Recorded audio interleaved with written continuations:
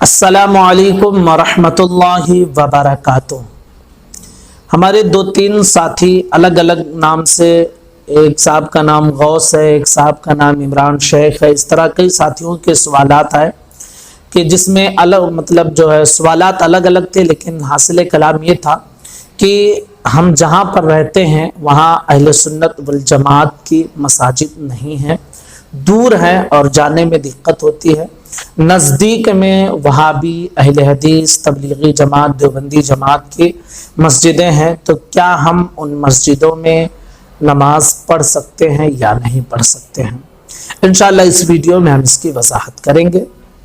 دیکھیے کہ ہم کو، آپ کو، سب کو یہ کوشش کرنا چاہیے کہ جو سنی صحیح العقیدہ امام ہو اسی کے پیچھے ہم جماعت کے ساتھ نماز ادا کریں، جس کا عقیدہ درست ہو، سنی صحیح العقیدہ ہو، اسی کے پیچھے ہم نماز پڑھیں، اسی کی اقتداء ہم کریں۔ اب اگر کسی قسم کی کوئی دقت ہو رہی ہے تو ہمیں کوشش کرنا چاہیے کہ جیسے مسجدیں ہمارے گھر سے دور ہے اہل سنت کی، سنی صحیح العقیدہ کی، تو ہمیں کوشش کرنی چاہیے کہ ہم پہنچیں۔ لیکن اگر نہیں پہنچ سکتے ہیں وہاں، اور قریب میں کوئی دیوبندی، اہل حدیث یا تبلیغی جماعت یا کوئی اور فرقے کی اگر مساجد ہیں تو آپ ان کی امام کی اقتداء میں آپ نماز نہیں پڑھ سکتے ہیں، امام کی اقتداء میں آپ نہیں پڑھ سکتے ہیں، کیونکہ وہابیہ، دیابنا اور اسی طرح جو اور دیگر فرقے ہیں، یہ اپنی کفری عقائد کی بنیاد پر اسلام سے خارج ہیں۔ اہل سنت والجماعت سے ان کا کوئی رشتہ، کوئی تعلق نہیں ہے، ان کے عقائد خراب ہیں۔ اس لیے اہل سنت والجماعت کے جملہ علماء کرام کا یہ موقف ہے کہ ایسے کفری عقائد رکھنے والے فرقہ باطلہ کے اماموں کے پیچھے نماز پڑھنا یہ جائز نہیں ہے۔ ہاں، اگر قریب میں ان کی مساجد وغیرہ ہیں اور آپ تنہا نماز پڑھنا چاہتے ہیں تو آپ تنہا نماز پڑھ سکتے ہیں، ان کی مسجدوں میں ان کے امام کے پیچھے آپ نہیں پڑھ سکتے ہیں۔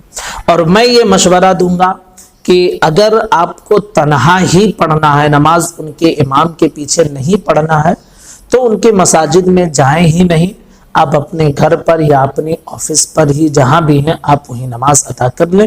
اور اگر آپ کے پاس ممکن ہو تو اہل سنت والجماعت کی مسجدیں جہاں ہوں، سنی صحیح العقیدہ امام ہو، آپ اس امام کے پیچھے اس کی اقتداء میں جا کر نماز ادا کریں۔ کوشش ہمیں اور آپ کو، سب کو یہی کرنی چاہیے۔ اور اگر نہیں ہو پا رہا ہے کوئی مسئلہ حل تو ہم ان کے پیچھے تو نہیں پڑھ سکتے ہیں۔ ہاں، ان کے اگر مسجد ہیں تو آپ تنہا اگر پڑھ سکتے ہیں تو تنہا آپ پڑھیے۔ اور تنہا پڑھنے میں جانتے ہیں بہت سارے، اگر جماعت کے وقت آپ تنہا پڑھیں گے تو فتنے اور فساد، یہ سارے اندیشے رہتے ہیں۔ ہاں، آپ بعد میں جا کر تنہا پڑھ لیں، یا پھر اگر آپ اسی ٹائم پڑھنا چاہتے ہیں تو میں یہ سمجھتا ہوں کہ بہتر یہ ہے کہ آپ اپنی آفس یا گھر پر ہی پڑھ لیں، لیکن ان کی جماعت میں آپ ہرگز شریک نہیں ہو سکتے ہیں، نماز نہیں ہوگی۔ تو امید کرتا ہوں کہ یہ مسئلہ آپ کی سمجھ میں آ گیا ہوگا۔ السلام علیکم ورحمۃ اللہ وبرکاتہ۔